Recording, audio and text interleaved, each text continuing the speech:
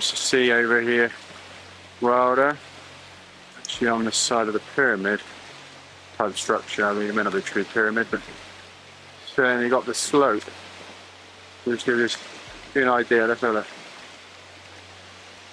It's really just lined up. It goes all the way down to the river, which is way so down there. You've got a waterfall which flows down. And the top is sort of hidden away. What's really interesting here is you follow the line of stone, there's a hole, and it seems that there's a second layer of stone beneath the blocks. Now this is, and it's very smooth, it's the same kind of material, but there's a gap between the top layer of blocks and this smooth stone. Now this is pretty weird. You wouldn't expect that. I mean, just to give you an idea, let's see, I can sort of show you that this actually goes inside there. Now, said broom handle I've got with me. See, there's actually a gap in there. There's actually a hole underneath the stone. You know, idea of the size of the hole. The broom, yeah. So it goes in pretty deep. Yeah.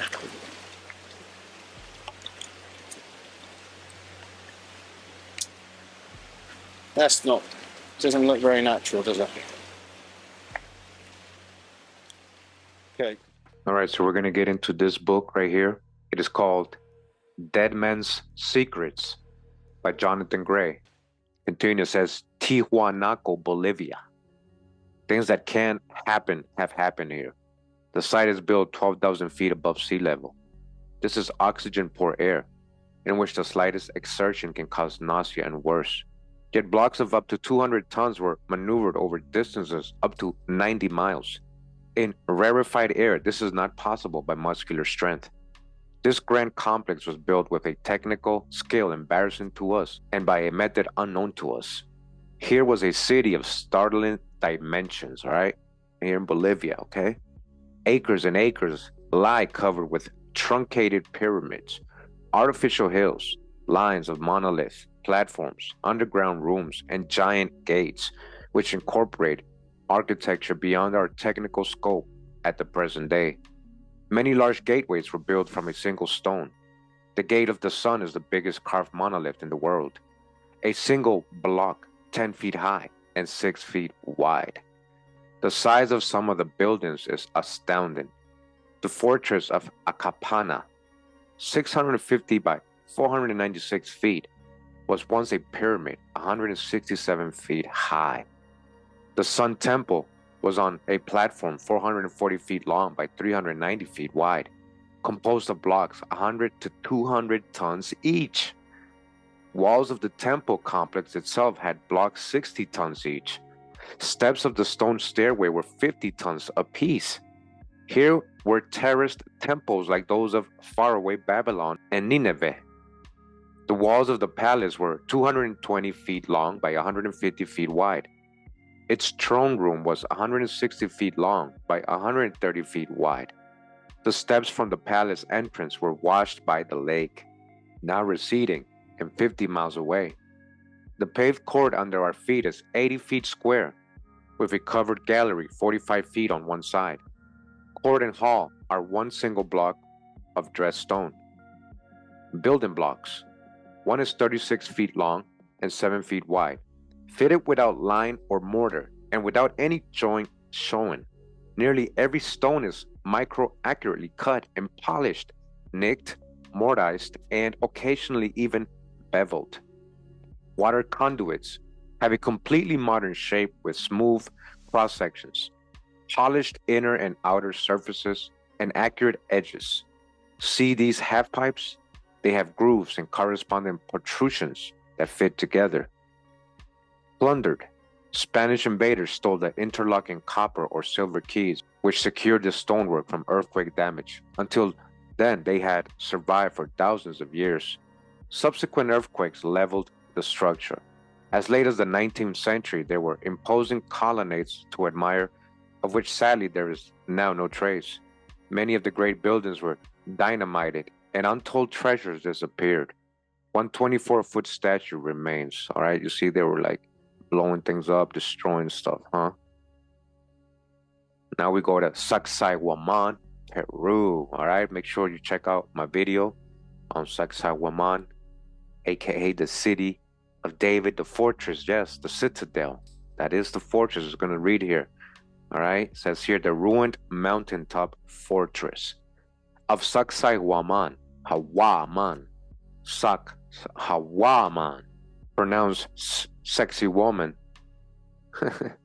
overlooks the ancient capital of Cusco. All right, overlooking the lower city, right? The upper city and lower city, just like Jerusalem had.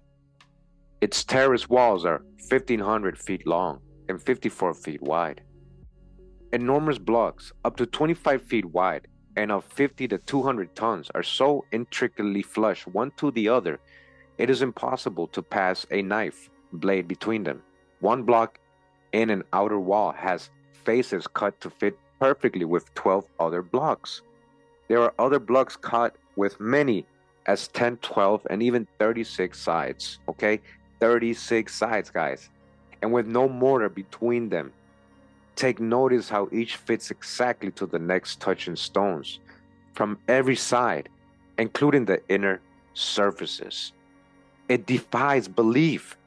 The whole system interlocks and dovetails, making the chance fitting of each block or the grinding back and forth in situ for a perfect fit impossible.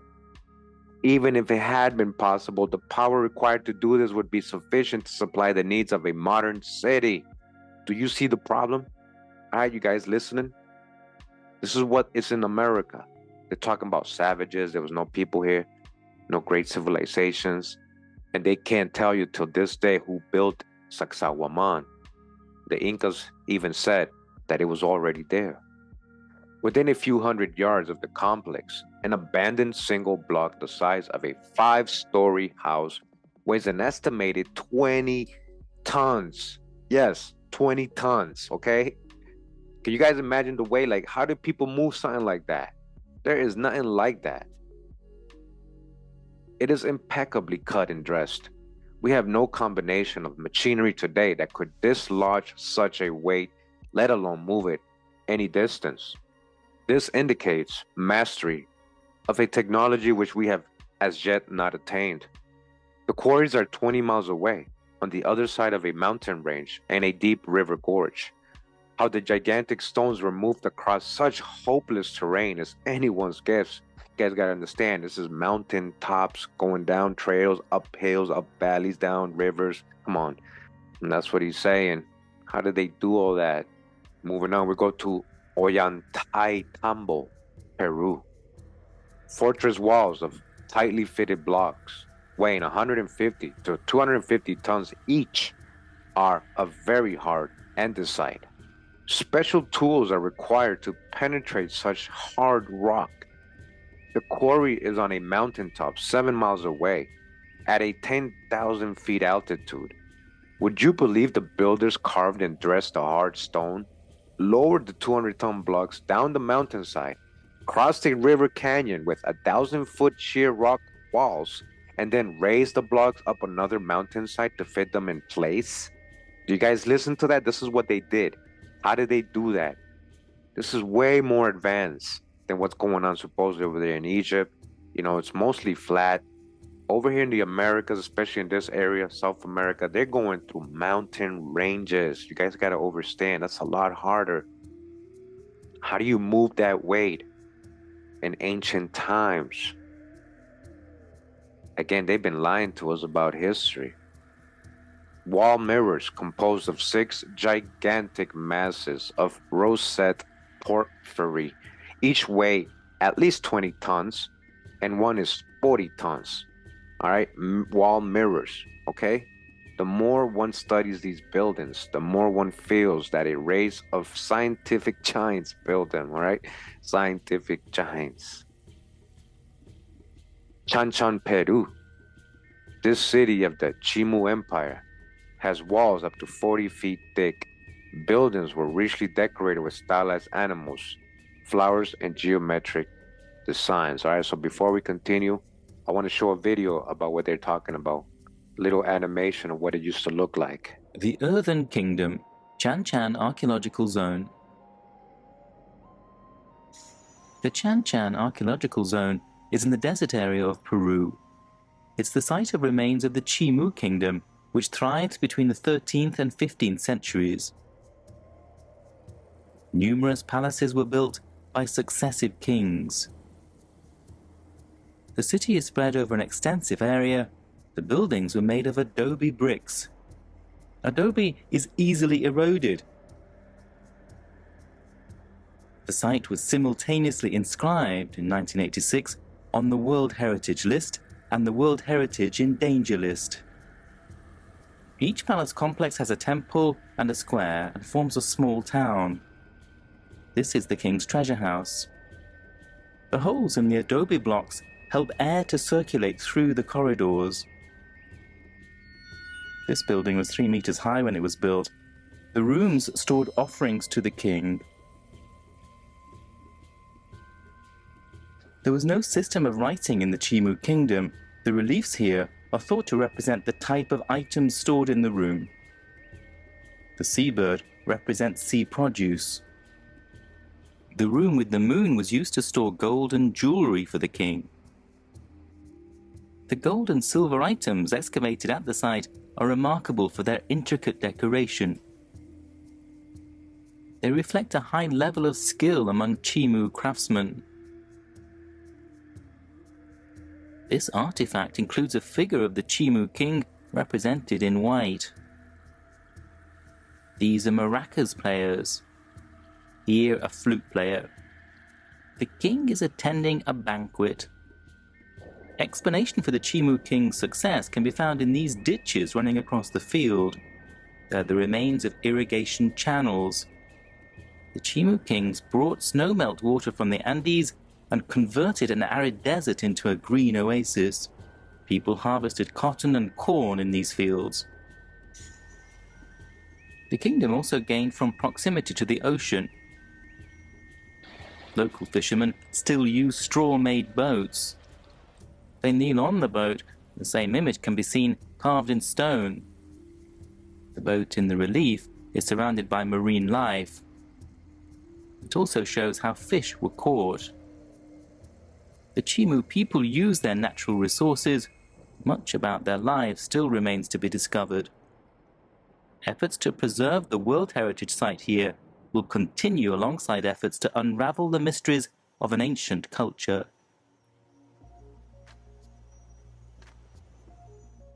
All right, continuing in the book, Dead Men's Secrets by Jonathan Gray. It says Machu Picchu, Peru, perched in the Andes on a razorback high above a horseshoe canyon. This is a breathtakingly beautiful sight. These fabled ruins offer romance and mystery. But just notice those squared blocks. They're 16 feet long. And look above these doors. Each granite lintel weighs 3 tons. We enter a room. Each wall is composed of a single solid megalith. All right?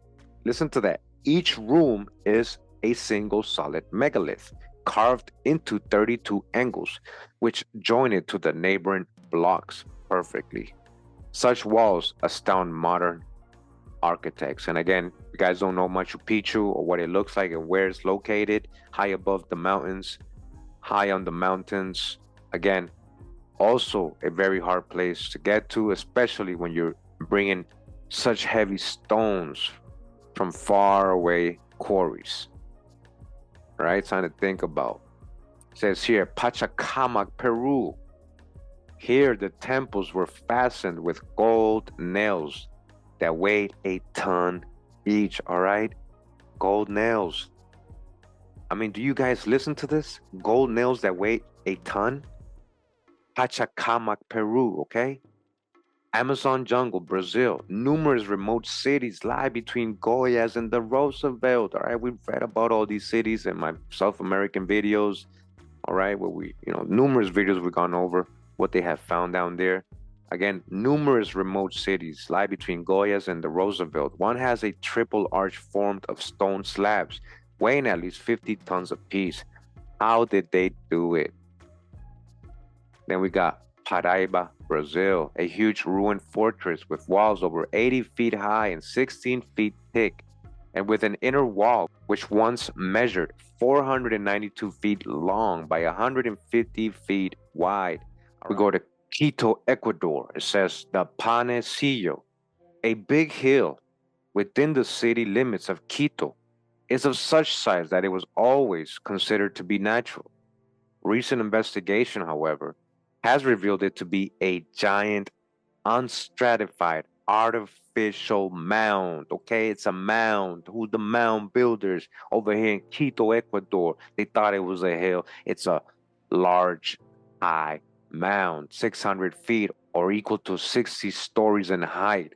Already some surprising constructions are coming to light here. That's amazing, right, guys? So this is the Panecillo again, and you can see it's just a huge mound. They thought it was a hill, and then they have their little statue on top. I find it interesting that they put a statue there, right on the top. They knew what it was this whole time.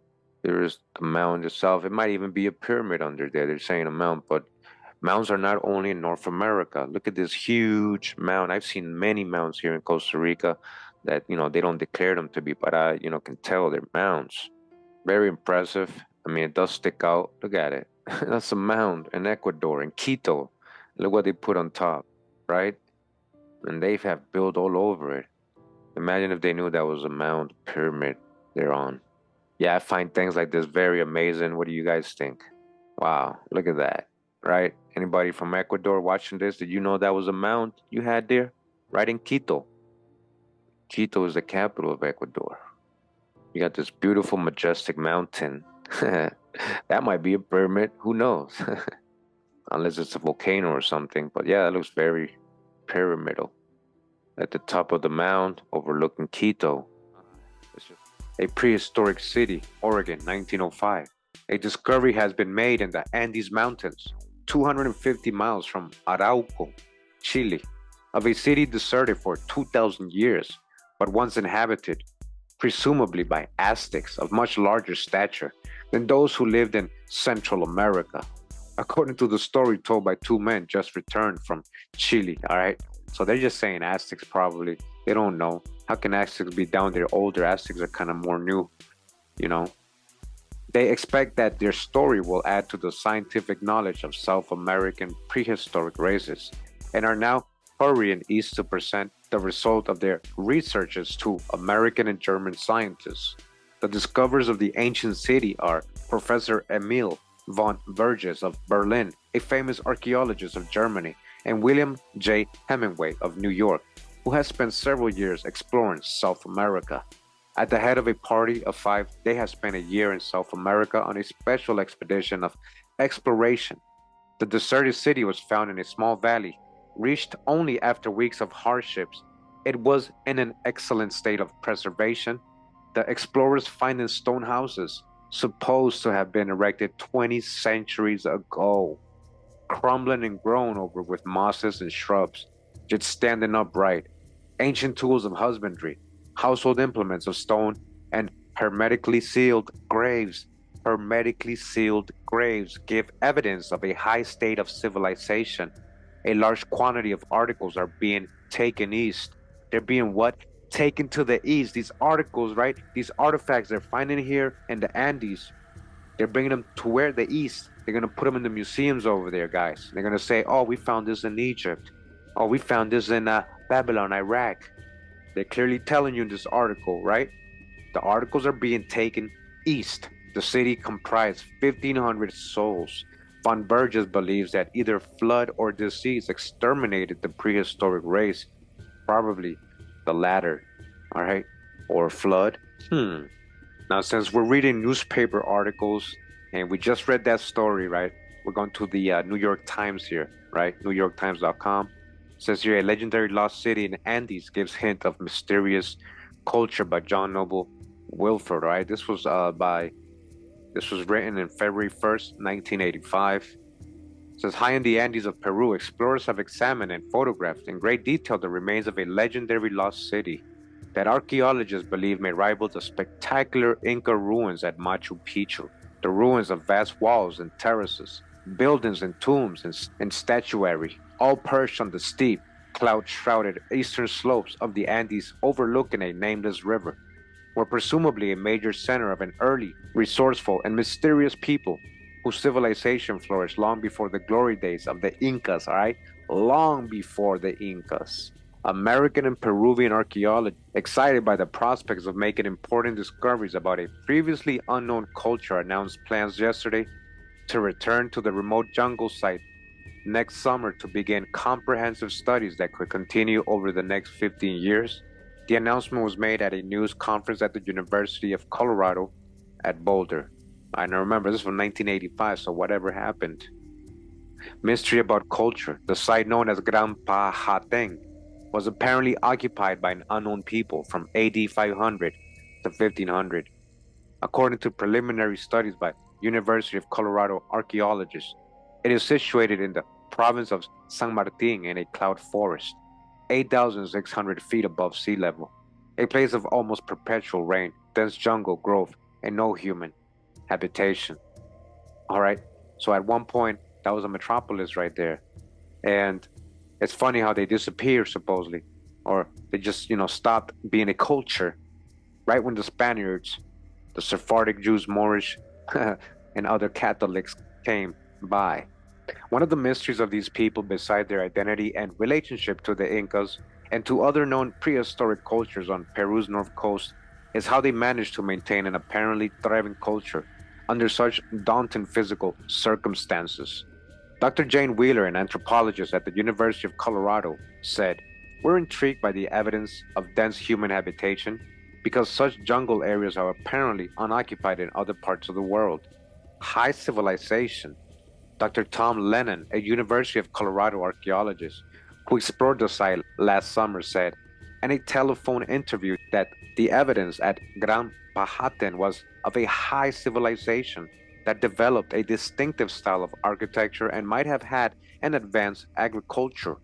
The site is probably only one of many in the area, Dr. Lennon said, and may not even be the most important one. He's saying there might even be more that they haven't found, and it might not even be the main site.